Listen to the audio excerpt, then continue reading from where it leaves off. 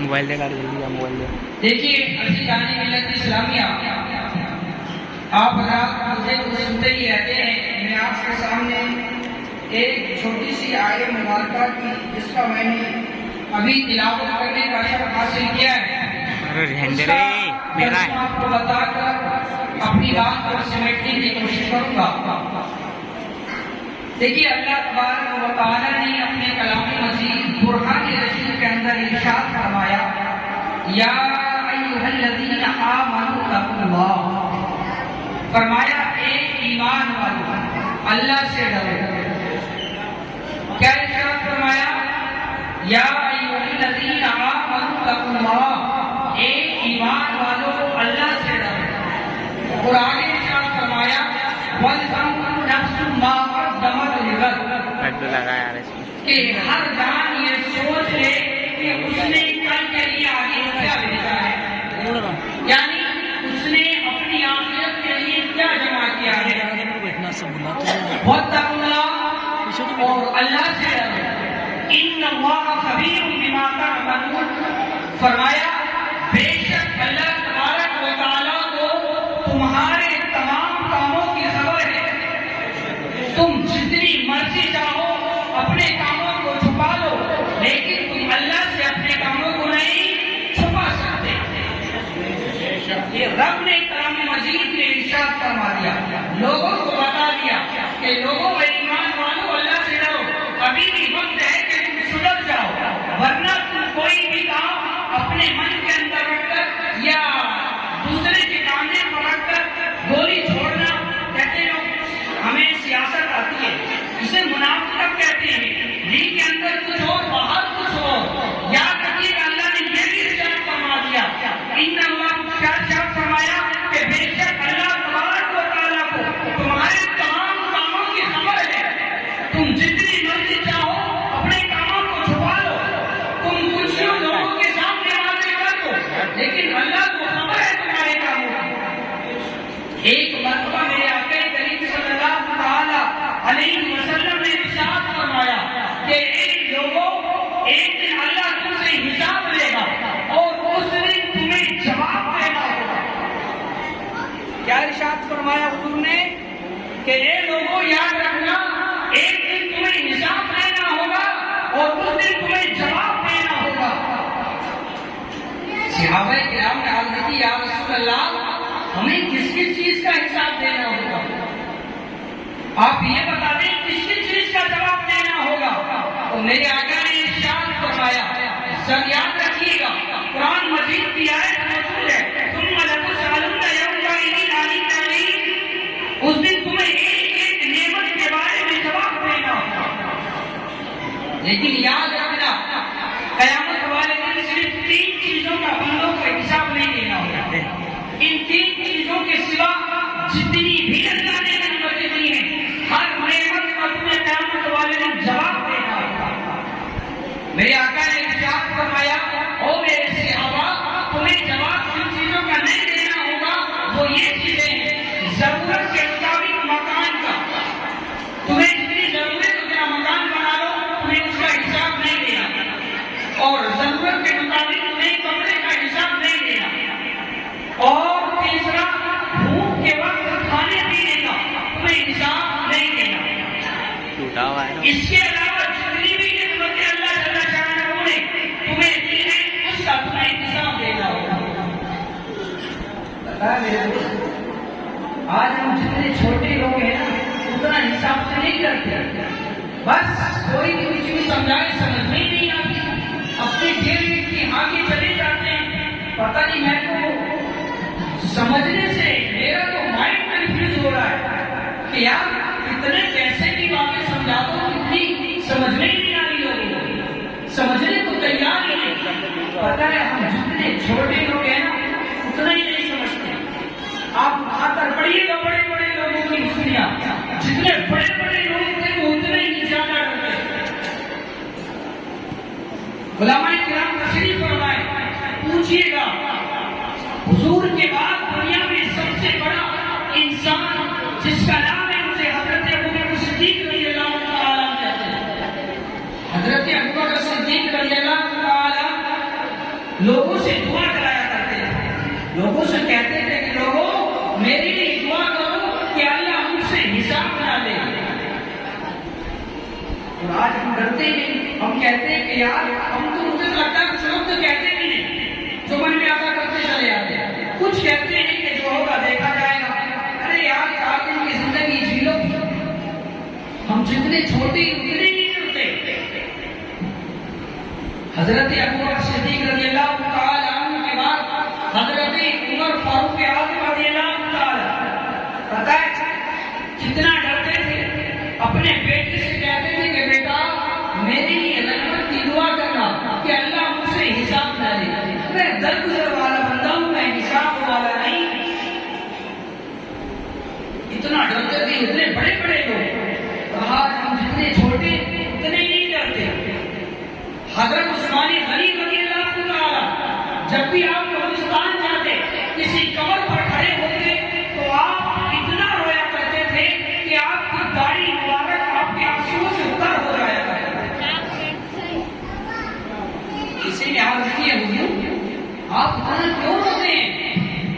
کسی قبرستان یا قبر پر گزرتے اتنا کیوں روتے ہیں آپ؟ تو حضرت عثمان غنی رضی اللہ تعالی عنہ فرماتے ہیں کہ مجھ سے حضور نے فرمایا کہ عثمان قبر آخرت کی منزلوں میں سب سے پہلی منزل ہے، اگر بندہ پہلی منزل میں کامیاب ہو گیا تو اس کی آنے والی منزلیں آسان کر دی جائیں گی، اور اگر پہلی منزل میں ناکام ہو گیا تو پھر اس کی آنے والی منزلیں اور زیادہ سخت ہوں گی۔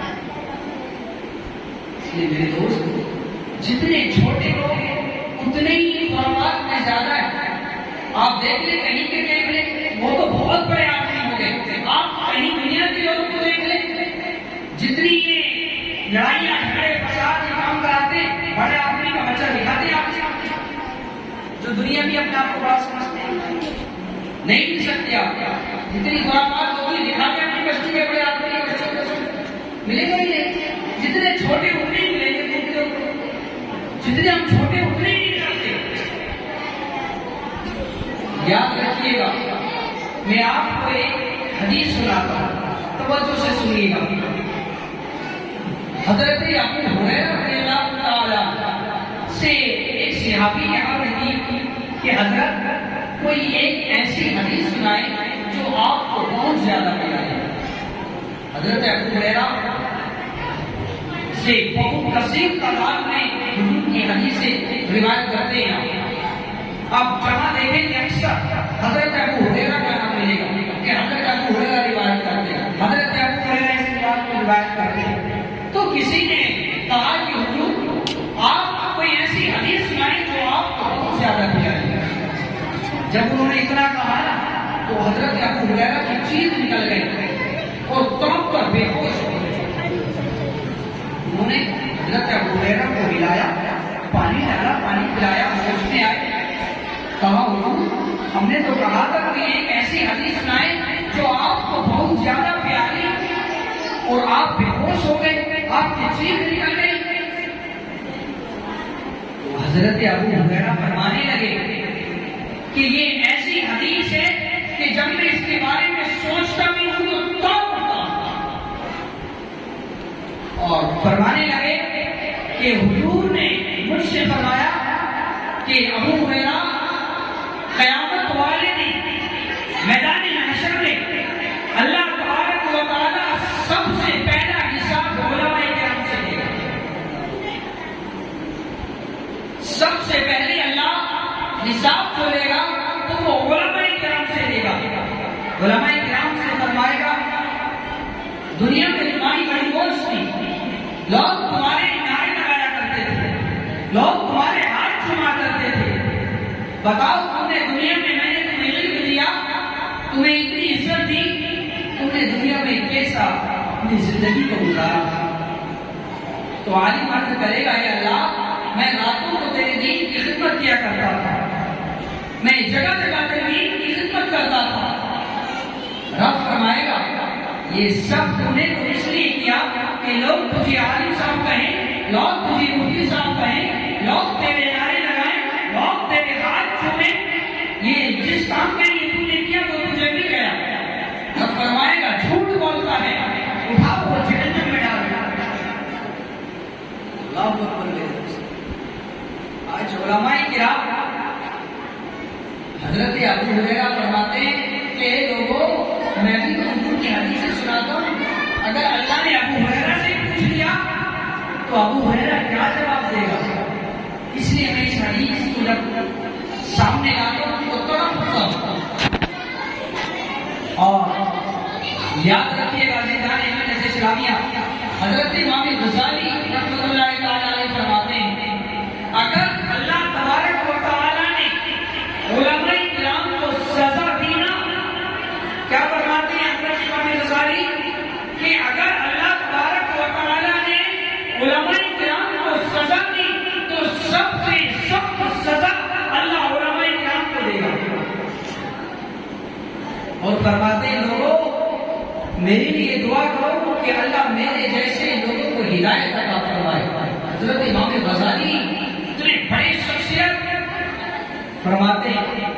اور پھر حضرت ابو ہریرہ نے فرمایا کہ حضور نے فرمایا دوسرے نمبر پر اللہ تبارک و تعالیٰ سخی کو بلائے گا، سخی سے حساب لے گا، فرمائے گا بتا تجھے میں نے دولت دی، تو نے دولت کو کہاں پر خرچ کیا؟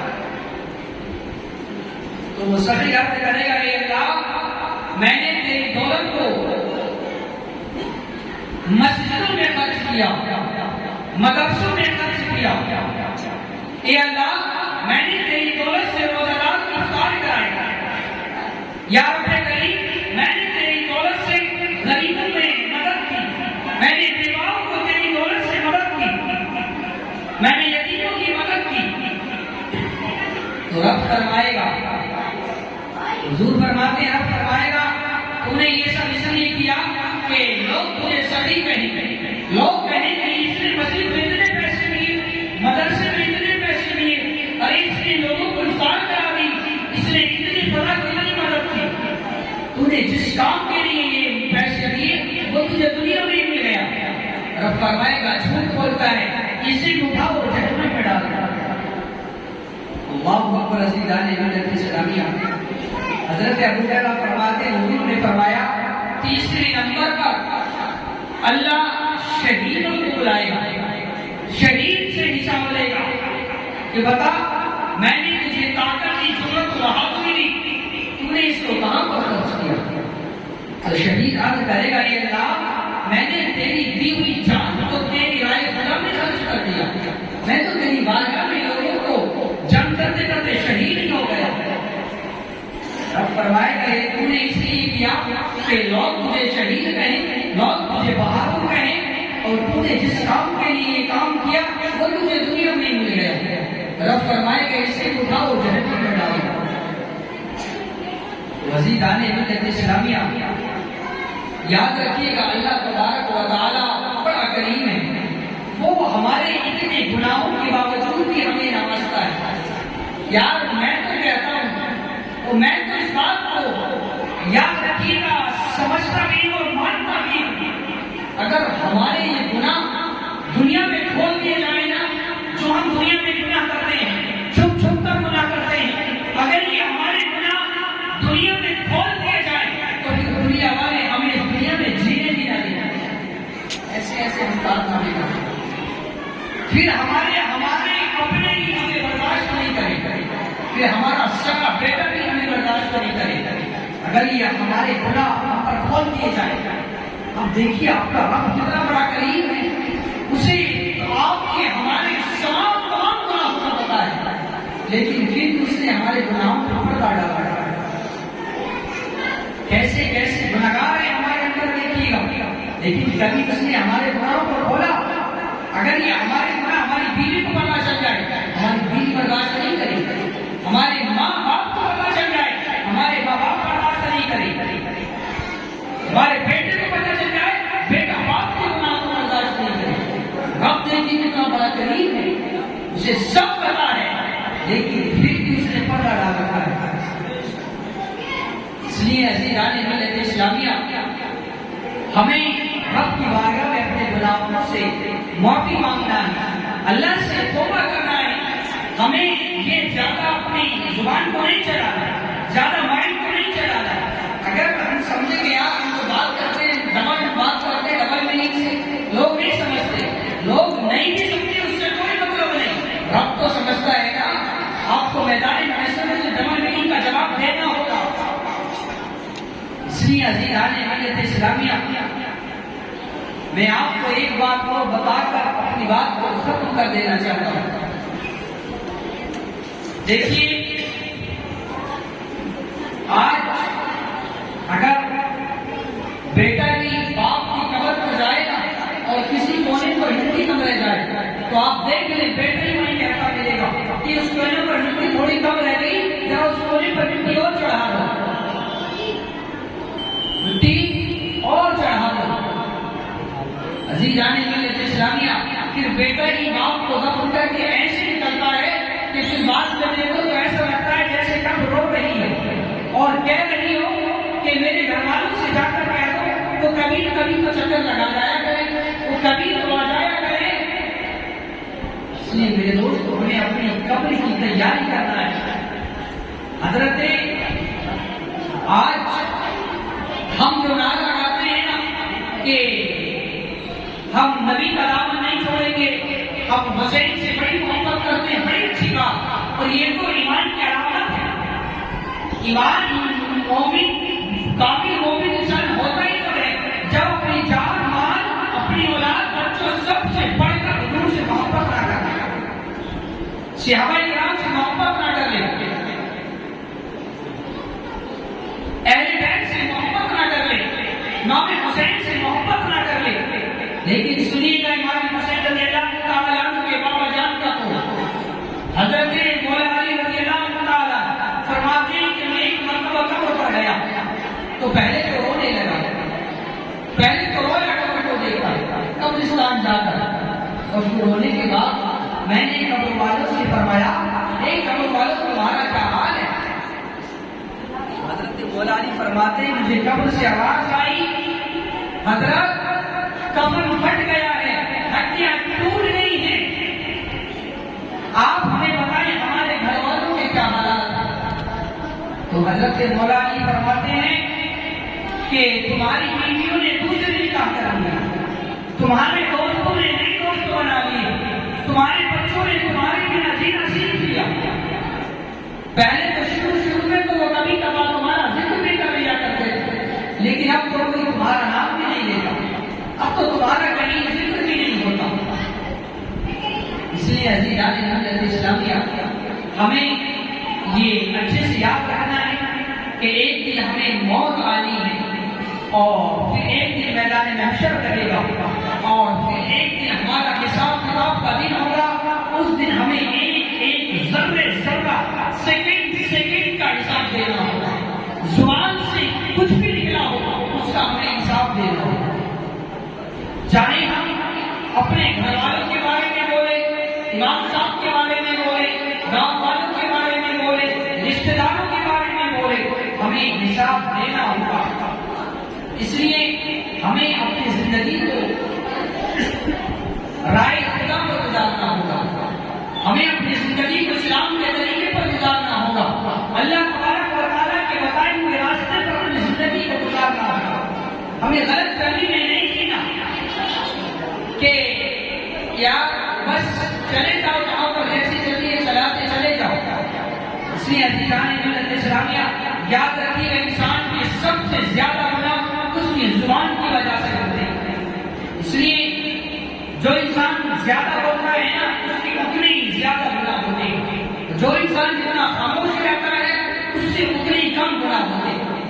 اس لیے ہمیں ہر وقت، ہر لمحہ، ہر سیکنڈ اپنی زندگی کو یہ یاد رکھ کر گزارنا ہوگا کہ ایک دن مجھے قبر میں جانا ہے، اور ایک دن مجھے اپنے نامۂ اعمال کا حساب دینا ہے، اور میں جو کچھ کر رہا ہوں قیامت کا دن بیٹھے ہوئے وہ سب کچھ لکھ رہے ہیں، نامۂ اعمال ایک دن میرے ہاتھ میں آگا اور میں پڑھوں گا، بڑا پچھتاؤں گا۔ اللہ تبارک و تعالیٰ ہمیں کہنے سننے سے زیادہ عمل کرنے کی توفیق عطا فرمائے۔